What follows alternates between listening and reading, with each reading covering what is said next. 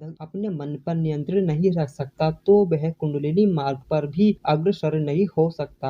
अपने मन और इंद्रियों पर विजय पाने के बाद ही कुंडलिनी जागरण का मार्ग प्रस्थित होता है।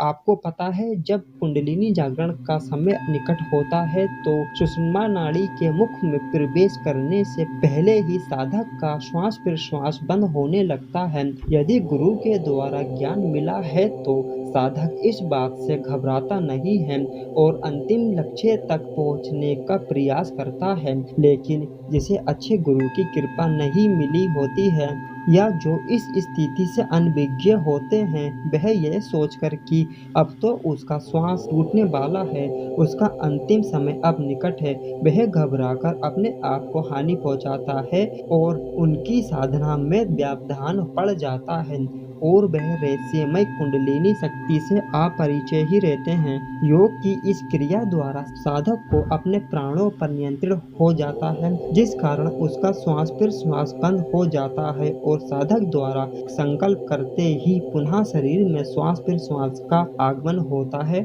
भारतीय आध्यात्मिक ऋषि मुनि और योग गुरु की मान्यता है कि जिस प्रकार समस्त पृथ्वी, वन, पवन आदि का मूल आधार ईश्वर है, उसी प्रकार संपूर्ण योग का आधार कुंडलिनी है। मनुष्य के शरीर में 72,000 नाड़ियां हैं। कुंडलिनी जागरण में ईड़ा, पिंगला और सुषुम्ना है। इन तीनों में से 2 नाड़ियां ईड़ा और पिंगला सदा सक्रिय रहती हैं और तीसरी नाड़ी सुषुम्ना सुप्त अवस्था में रहती है। सुषुम्ना नाड़ी में 7 चक्र होते हैं: मूलाधार, स्वादिष्ठान, मणिपुर, अनाहत, विशुद्धि, आज्ञा और सहस्त्रार्थ। इन 7 चक्रों में पहले के 3 चक्र मूलाधार, स्वादिष्ठान, मणिपुर सदैव क्रियाशील रहते हैं। इन तीनों के क्रियाशील रहने के कारण से ही मनुष्य में काम वासना की अधिकता, खट्टा मीठा स्वाद खाने की इच्छा और संसार में यश प्राप्त करने की कामना जागृत होती है। साधक अपने संयम और दृढ़ संकल्प से जब इन नाड़ियों को नियंत्रित करके इनके कार्यों में रुकावट उत्पन्न कर देता है, तब न तो उसमें काम वासना रहती है और न ही स्वादिष्ट भोजन करने की इच्छा तथा न ही यश कीर्ति अर्जित करने की कामना होती है। जब इनका काम रुक जाता है तब अनाहत चक्र सक्रिय हो जाता है। इस चक्र के सक्रिय होने पर ही साधक के मन में आध्यात्मिक एवं धार्मिक भावों का जन्म होता है।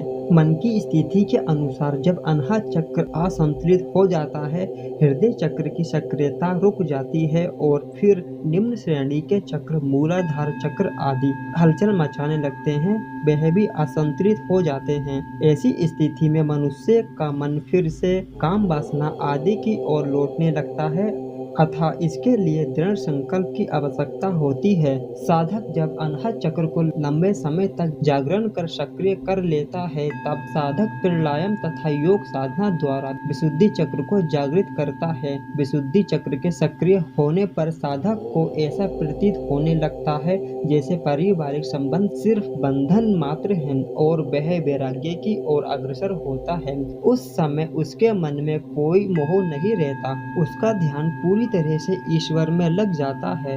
इसके बाद साधक आज्ञा चक्र की ओर बढ़ता है। आज्ञा चक्र बड़ी कठिनाई से जागृत होता है, लेकिन जब यह जागृत होकर सक्रिय हो जाता है तो साधक ईश्वर से साक्षात्कार होता है। फिर भी आत्मा और परमात्मा के बीच माया का व्यवधान रहता है। इसके बाद साधक सहस्त्रार चक्र को सक्रिय करने में समर्थ हो जाता है। इस चक्र के सक्रिय होने पर माया का व्यवधान समाप्त हो जाता है, आत्मा और परमात्मा एकाकार हो जाते हैं। इसे मोक्ष कहते हैं। तो दोस्तों, आज के लिए बस इतना ही। मिलते हैं अपनी अगली वीडियो में।